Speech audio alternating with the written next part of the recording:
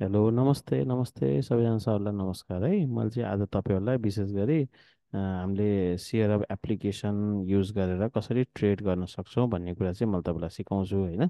अब यो चाहिँ तपाईँहरूलाई विशेष गरी हामीले ट्रेडिङ गर्दाखेरि हामीले एप्लिकेसनको पनि मद्दतबाट हामीले ट्रेडिङ गर्न सक्छौँ होइन। र त्यसै सम्बन्धी मैले तपाईँलाई आज चाहिँ अलिकति आइडिया चाहिँ दिन्छु है। सबभन्दा पहिला चाहिँ तपाईँले यो चिजहरू तपाईँले एउटा हाम्रो क्रोमबाट पनि हेर्न मिल्छ है। क्रोमबाट गएर तपाईँले सेयर हब टाइप गर्नुभयो होइन, सेयर अप टाइप गर्नुभयो भने पनि तपाईँले हेर्न चाहिँ मिल्छ। जस्तो मानौ सेयर अप टाइप गर्नुभयो, सेयर अप टाइप गरिसकेपछि एउटा पेज आउँछ। अब त्यो पेजबाट तपाईँले यहाँनिर गएर हेरे पनि हामीले यसलाई चाहिँ हेर्न मिल्छ। यो त हाम्रो वेबसाइटबाटै भइहाल्यो होइन। अब त्यस बाहेक चाहिँ तपाईँले हाम्रो एप्लिकेसनको थ्रुबाट पनि तपाईँले युज गर्न चाहिँ सकिन्छ है। अब एप्लिकेसनको युज गर्नलाई म तपाईँलाई एक्चुअली मोबाइलको मेरो स्क्रिन सेयर गर्छु है। त्यसपछि तपाईँलाई अझै सजिलो होला। अब मोबाइलको स्क्रिनमा तपाईँलाई त्यो कुरा बताउँदै जान्छु है त।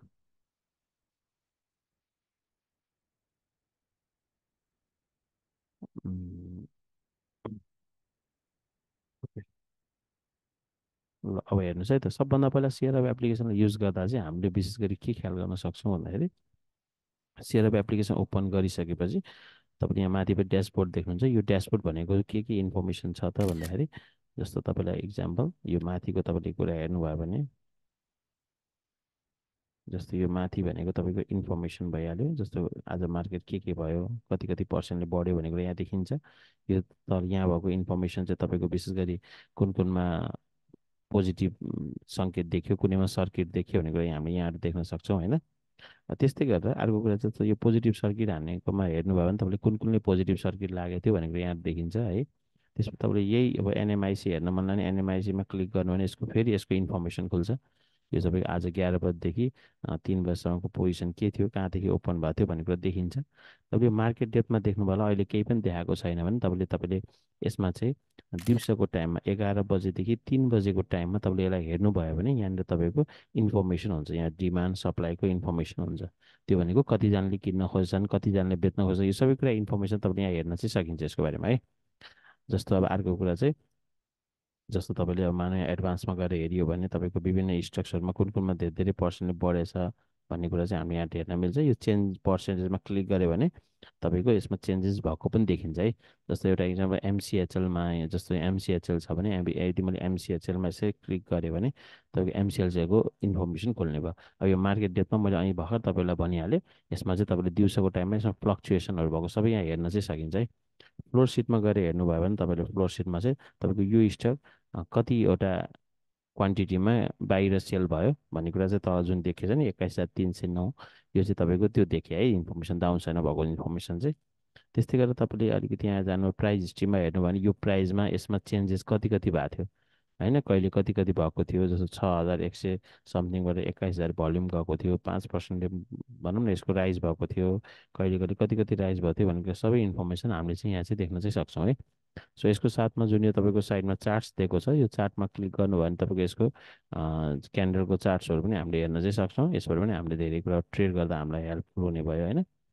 त्यसबाहेक तपाईँको फन्डामेन्टल्स भनेको कम्पनीको फन्डामेन्टल के छ, यसको इपिएस कस्तो छ, नाफा कति भइरहेछ, घाटामा छ कि छैन, सबै देखिन्छ यहाँ इन्फर्मेसनबाट होइन। सो त्यसै गरेर तपाईँले अझै ब्याक जानुभयो र यहाँ तपाईँले कुनै स्टक सर्च गर्नु पऱ्यो भनौँ भने एनटिसी टाइप गर्नुभयो, एनटिसी हेर्न मन लाग्ने यसो एनटिसी क्लिक गर्न मिल्यो। यसको मार्केट डेप, फ्लोर सिट हेर्न मिल्यो, प्राइस हिस्ट्री हेर्न मिल्यो होइन, प्राइस हिस्ट्री पनि हेर्न मिल्छ, फन्डामेन्टल्स पनि हेर्न मिल्यो। त्यसपछि तपाईँले यसबाहेक तपाईँको यसले डिभिडेन्डहरू कहिले कहिले दिइरहेको थियो त्यो इन्फर्मेसन पनि यहाँ हेर्न मिल्छ। राइट सेयरको इन्फर्मेसन हेर्न मिल्यो। अनि यसको फाइनेन्सियल रिपोर्ट्सहरू हरेक आर्थिक वर्षको सबै रिपोर्ट्सहरू हामीले यहाँ चाहिँ हेर्न चाहिँ मिल्छ है। अब अर्को कुरा चाहिँ यसमा अझै एउटा कुरा राम्रो कुरा के छ भन्दा यो पोर्टफोलियोमा गएर तपाईँले पोर्टफोलियो अन गर्नुभयो भने तपाईँले कुनै स्टकको पोर्टफोलियो हेर्न मन लाग्यो भने तपाईँले एड स्टकमा जाने, मान्नु तपाईँले एनटिसी भन्ने स्टक तपाईँले सेकेन्डरी बाई गर्नुपर्छ है। सेकेन्डरी मार्केटबाट तपाईँले मानौँ 100 किता किन्नुभयो, 100 किता तपाईँले मानौँ 900 रुपियाँमा किन्नुभयो भने तपाईँले यहाँ 900 टाइप गर्नुपर्छ। अनि एड ट्रान्जेक्सन गरेर तपाईँले यहाँ देखाउँछ कि 900मा किनेको स्टक तपाईँलाई 903 रुपियाँ पर्छ है फेरि। किन यसमा तपाईँको सेभनको कमिसन, ब्रोकर कमिसन सबै यसले क्यालकुलेसन गरेर तपाईँलाई 90,335 रुपियाँ भयो भने तपाईँले एनटिसीको सेयर यदि तपाईँले 900मा किन्नुभयो भने तपाईँलाई 90,335 पर्छ। अनि एड गऱ्यो भने तपाईँको इन्फर्मेसन ठ्याक्क देखिन्छ है एनटिसीको बारेमा। तपाईँले हेर्नु यहाँ देखियो ठ्याक्कै होइन। जस्तो 1%ले फल भएको छ, इन्टिमेटेड लस सबै यसले सबै क्यालकुलेसन गरिदिनु भयो। अब मानव तपाईँले फेरि मानव यसको हेर्नुहोस्, यसको डब्लुएससिसी देखेछ 903, 903 भनेको यसको प्राइस 903 भयो। अब किन 903 भयो? अब मानव मैले यही सेयर फेरि भोलि 1000मा किनेँ भने के हुन्छ त? या भनौँ यो सेयर 800मा मैले किनेँ भने के हुन्छ भनौँ, मैले एनटिसीमा गएँ, फेरि यहाँ क्लिक गरेर राखेपछि फेरि एड स्टकमा जानुपर्छ। यदि मानव मैले यही सेयर तपाईँको मैले 100 किता किनेँ, तर योपालि 800मा किनेँ भने अघि नै हाम्रो कति थियो? 903 थियो। अब हामीले कतिमा किन्यौँ? 800मा किन्यौँ। पहिला 100 किता 900मा किन्यौँ, अब 100 किता 800मा किन्यौँ भने के फरक पर्छ भन्दा यसको कस्ट प्राइस घट्छ। किन भनेपछि जस्तो अब त्यही चिज हामीले सस्तोमा किन्यो भने त त्यसको कस्ट प्राइस घट्छ नि। तपाईँ एड ट्रान्सफरमा जानुहोस्, तपाईँको हेर्नु होला यसमा 80,301 रुपियाँ लाग्यो भने छ। अब तपाईँ त्यहाँ अघि नैकोमा गएर हेऱ्यो भने के देख्यो? अब तपाईँसँग यही सेयर 200वटा छ, तर अब यसको कस्ट प्राइस चाहिँ 853 हो है। किन 853 भयो भन्दाखेरि अघि नै सुरुमा हामीले 900मा किनेको थियौँ होइन, त्यसपछि हामीले 800मा किन्यौँ, त्यसले गर्दा यसको के भयो? सस्तोमा किनेपछि यसको कस्ट प्राइस चाहिँ एभरेजिङ भएर 853 भयो। अब मानव यसको इक्जाम्पल यसको प्राइस यदि 880 भयो भने हामीले सोल्ड गऱ्यो भने पनि हामीलाई प्रफिट हुने भयो। जस्तो मानव मैले 880मा यसलाई सोल्ड गरेँ, मानव पुरै बेचिनँ, 100 किता बेचेँ भने एड गरेर मानव सेकेन्डरी सेलमा जानु पऱ्यो। मानव 100 किता मैले लेखेँ, मैले 880मा बेचेँ अरे, किनभने 853 भएको थियो, 880 आवेदन प्रफिट हुन्छ। यो पर्सेन्टेज चाहिँ तपाईँको 1 वर्षभित्र होल्ड भएको छ भने 7.5% हुन्छ। 1 वर्षभन्दा बढी समयसम्म हामीले राखेको छौँ भने 5% ट्याक्स लाग्छ।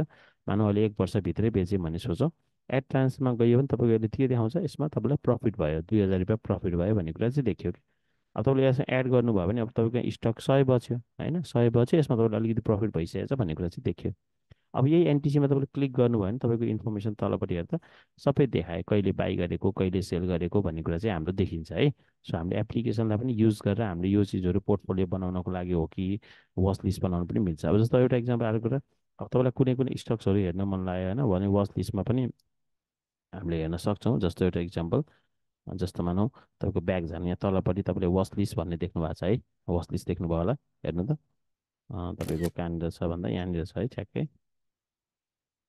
अँ, जस्तो यहाँनिर वाच लिस्ट छ भने यो वाच लिस्टमा तपाईँले क्लिक गर्नुभयो भने तपाईँको अब यस्तो पेज खुल्छ होइन। यस्तो पेज खुलेपछि तपाईँले यहाँनिर कुनै अब नाम लिने, वाच लिस्टको नाम मानौँ अब मलाई बाई गर्न मन छ, या कुनै एउटा एबिसी लेखे पनि भयो, जे लेखे पनि भयो। अब यो एबिसी भने तपाईँको वाच लिस्ट एउटा तयार भएको हुन्छ होइन। अब यसमा तपाईँले एड गर्नुपर्छ। जस्तो तपाईँलाई मानव एउटा इक्जाम्पल, तपाईँले कुनै स्टक हेर्न मन लाग्यो भने जस्तो एनआरएम हेर्न भने एनआरएम टाइप गर्ने, एनआरएम यहाँ आयो। तपाईँले मानव एनआइसी एसिया हेर्न मन भने एनआइसी एसिया टाइप गर्ने होइन, यहाँ हेर्न मिल्यो। जस्तो मानव तपाईँले एनटिसी हेर्नु होला भने एनटिसी टाइप गर्नु पऱ्यो है। त्यस्तै गर्दा तपाईँलाई मानव जोसी हेर्न मन भने जोसी भनेर टाइप गर्ने। यसरी टाइप गरेपछि यो स्टक्सहरूको इन्फर्मेसन यहीँ देख्यो क्या।